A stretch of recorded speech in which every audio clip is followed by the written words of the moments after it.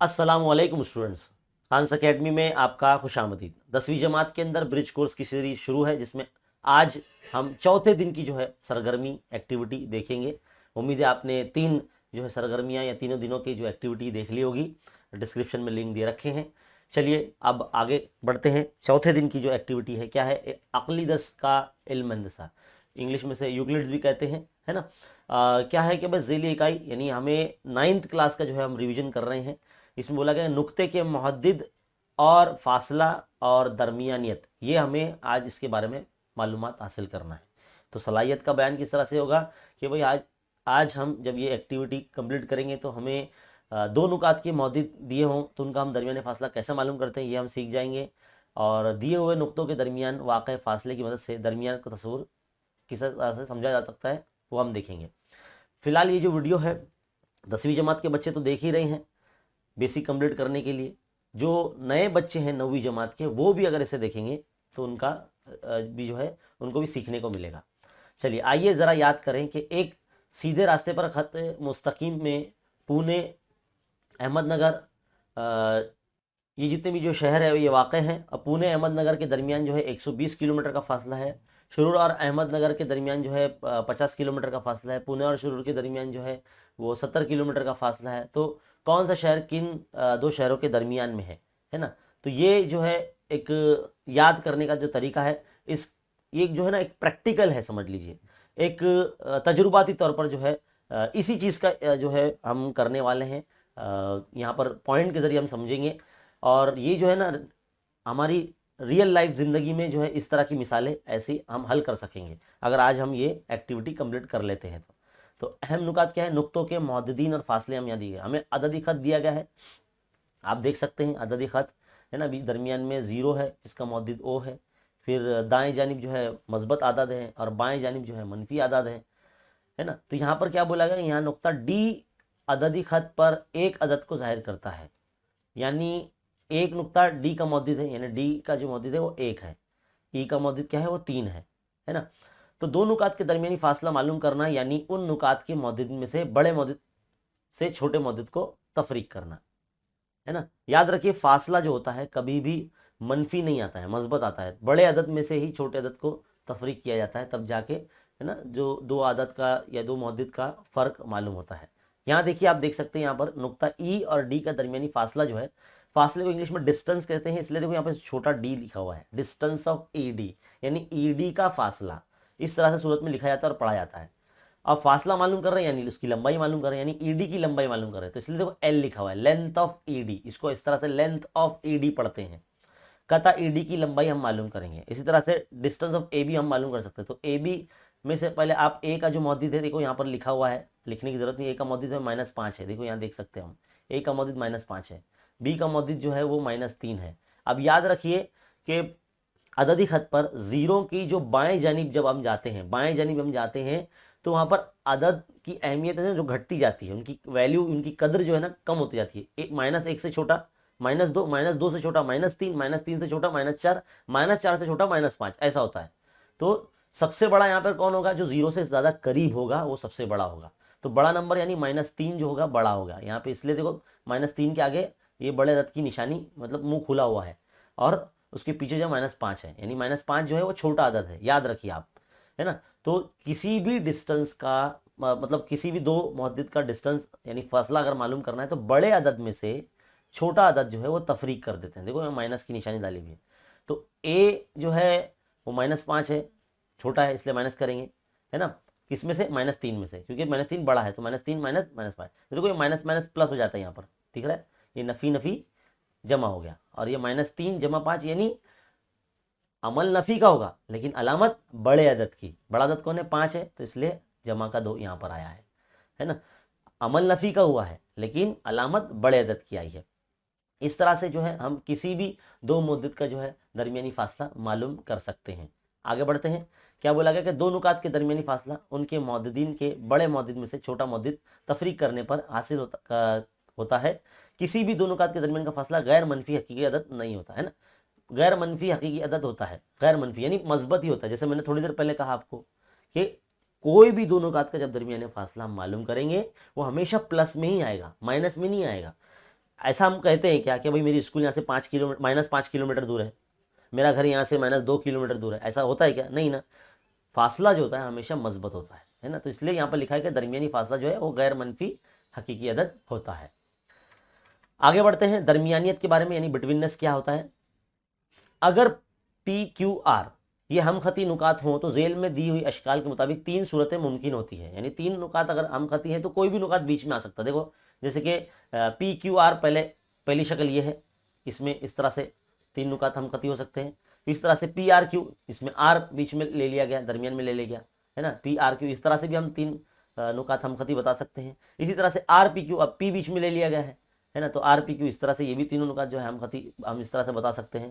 तो यहाँ पर पी दरमियान में, यहाँ आर दरमियान में, यहाँ क्यू दरमियान में है। तो इसी तरह से यहाँ पर क्या होगा, डिस्टेंस अगर पी क्यू और क्यू आर का अगर हम जमा कर दे तो डिस्टेंस ऑफ पी आर मालूम होगा पहली शक्ल के मुताबिक, है ना, ये पहली पॉइंट के मुताबिक। तो इस तरह से हम ये कह सकते हैं कि भाई इसमें जो क्यू है पॉइंट वो दरमियान में आता है, देखिए ना, तो क्यू जो नुक्ता है वो आर और पी के दरमियान में आता है। इसी तरह से इस शक्ल के लिए अगर हम लिखना चाहेंगे तो कैसे लिखेंगे, डिस्टेंस ऑफ पी आर जमा distance of R Q is equal to distance of P Q.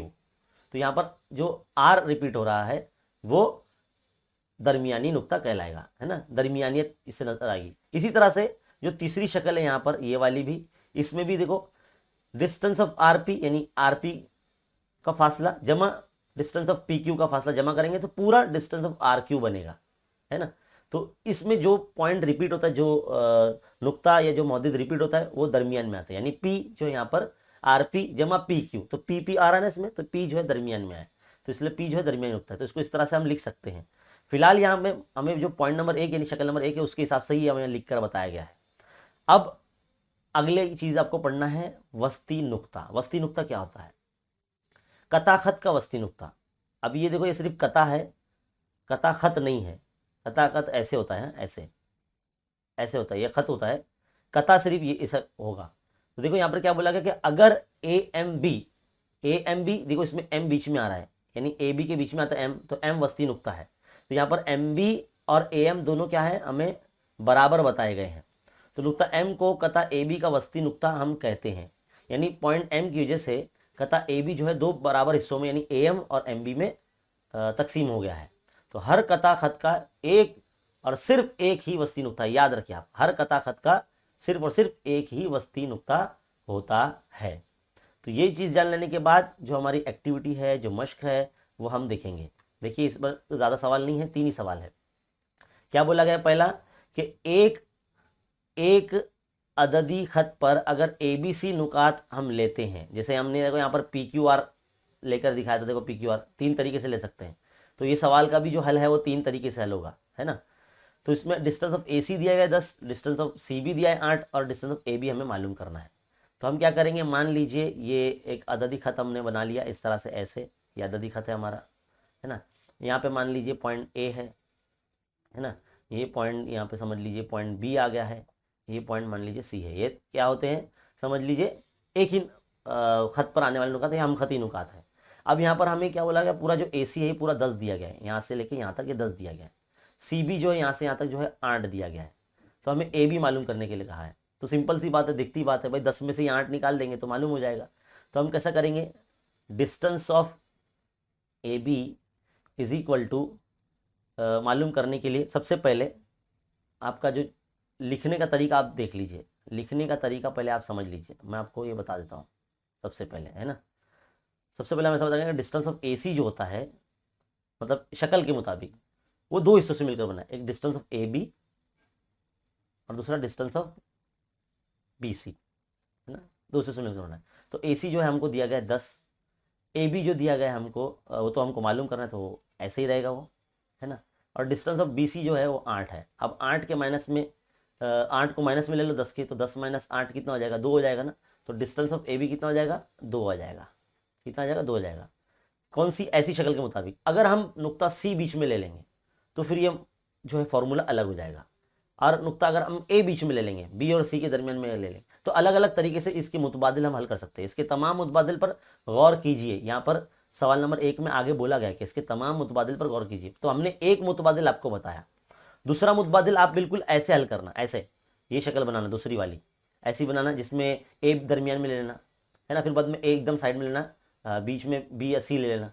तो ऐसे 3 मुतबादिल तरीके से आप जो है इस सवाल को हल कीजिए, पहले वाले को, है ना। तो तरीका मेन आपको समझ में आना चाहिए। चलिए आगे बढ़ते हैं सवाल नंबर 2 की तरफ। क्या बोला गया है, अददी खत पर वाक़ नुक्ता पी का अगर मुहद्दिद -3 है और पी से 5 फासले पर वाक़ नुक्ते के मुहद्दिद मालूम कीजिए। अब पहले अददी खत बनाना पड़ेगा हमको इस तरह से, एक ऐसा अददी खत हमने बना लिया, है ना। अददी खत पर वाक़ई जो नुक्ता पी है, मान लीजिए नुक्ता पी समझ लीजिए यहाँ आ रहा है, मान लीजिए जो है नुक्ता पी है और इसका अददी खत जो है ये इस पर यहाँ पर इसका जो मुहद्दिद है वो -3 है। अब यहाँ के 5 इकाई फासले पर मान लीजिए अगर हम यहाँ जाते तो ऐसे पहले पॉइंट दे देना पड़ेंगे ना हमें। तो ये मान लीजिए -2 होगा, ये -1 होगा, है ना, यहाँ पर 0 होगा। अददी खत मालूम है ना कैसा होता है, जो दाएं जानिब जो होते हैं इसके वो मस्बत आदत होते हैं और बाएं जानिब जो होता है इसका मनफी आदत होता है। तो इस तरह से हम देखो यहाँ पे +1 +2 ना +3 ऐसे हम बता सकते हैं। तो अददी खत पर है ना ये इकाई फासला सबका मसावी होता है। तो यहाँ पर हमें जो बोला गया है वो कुछ इस तरह से बोला गया है कि 5 इकाई फासले पर। अब 5 इकाई फासले तक आपको जो है अददी खत अच्छे से पूरा बनाना होगा। यहाँ तो हम आपको सिर्फ समझा रहे हैं कि किस तरह से करना है। तो 5 इकाई फासला उसने ये नहीं बोला कि भाई दाएं जानिब या बाएं जानिब, तो दोनों तरफ से आपको बताना है। तो देखो -3 के हम क्या करते हैं, पहले दाएं जानिब चेक करते हैं। तो -3 से -2 1 इकाई हो गया, 5 फासला बोला ना, तो भी 1 हो गया, ये 2, ये 3, ये 4, ये 5। तो 5वें नंबर पे क्या आ रहा है, 2 आ रहा है प्लस। तो ये देखकर ही समझ में आ जाता है ना। ये 0 ये +1 था, ये 2 था। इस तरह से आप जो है बुक में एकदम अच्छी तरीके से बनाइए और उसमें जो है ना नंबर दी। अगर हम इसी को उल्टी तरफ यानी बाएं जानिब अगर चेक करेंगे तो वहां क्या आएगा, तो उसके लिए हमको जो अददी खत है थोड़ा सा और बढ़ाना पड़ेगा आगे, इस तरह से और बढ़ा लेंगे हम, है ना। तो यहाँ पर -6 आ जाएगा, यहाँ -7 आ जाएगा, है ना, यहाँ -8 आ जाएगा, यहाँ -9 आ जाएगा। तो यहाँ पर 5 इकाई अगर इस तरफ जाएंगे हम -3 से, तो ये 1 हो गया, ये 2 हो गया, ये 3 हो गया, ये 4 हो गया, ये 5 हो गया। तो यहाँ पर -8 आएगा। तो यहाँ पर हमने क्या चेक करा, ये हमने चेक करा दाएं जानिब और ये हमने चेक करा बाएं जानिब। तो बाएं जानिब से -8 आएगा, है ना, और दाएं जानिब से जमा का 2 आएगा। तो इस तरह से हम जो है अददी खत पर किसी भी मुहद्दिद का जो फासला है दूसरे नुक्ते से हम जो है चेक कर सकते हैं उसका मुहद्दिद। तो सवाल नंबर 2 यहाँ पर इस तरह से हो चुका है। इसको आप अच्छे से अपनी बुक में बनाइए। अब आगे बढ़ते हैं सवाल नंबर 3 की तरफ। क्या बोला गया, नुक्ता M जो है कहता ए बी का वस्ती नुक्ता है। अब ये ए बी बनाइए आप इस तरह से, मान लीजिए ये ए बी है आपका, ये ए ये बी, है ना। यहाँ पर M वस्ती नुक्ता है। अभी हमने थोड़ी देर पहले पढ़ा कि भाई वस्ती नुक्ता जो होता है वो पूरे कता को जो बराबर बराबर हिस्सों में तकसीम कर देता है, बराबर कर देता है, यानी AM और MB दोनों इक्वल हो जाएंगे, है ना। तो हमें अगर AB पूरा 18 दिया गया तो हम AM मालूम कैसे करेंगे।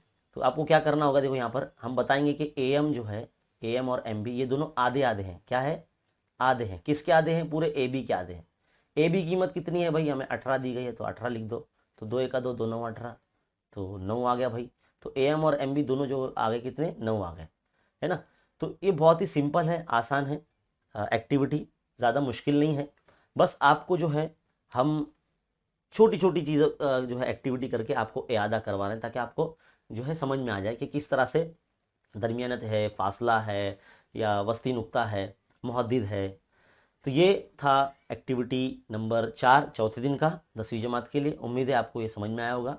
अगर आपको कोई चीज़ दिक्कत आती है वीडियो में तो उसको शुरू से आखिर तक 1 2 से 3 मरतबा रिपीट करके देखिए, बार बार रिपीट करके देखेंगे तो आपको समझ में भी आ जाएगा।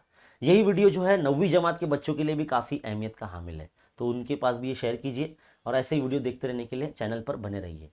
देखते रहिए, सीखते रहिए, बने रहे खान अकेडमी के साथ। शुक्रिया।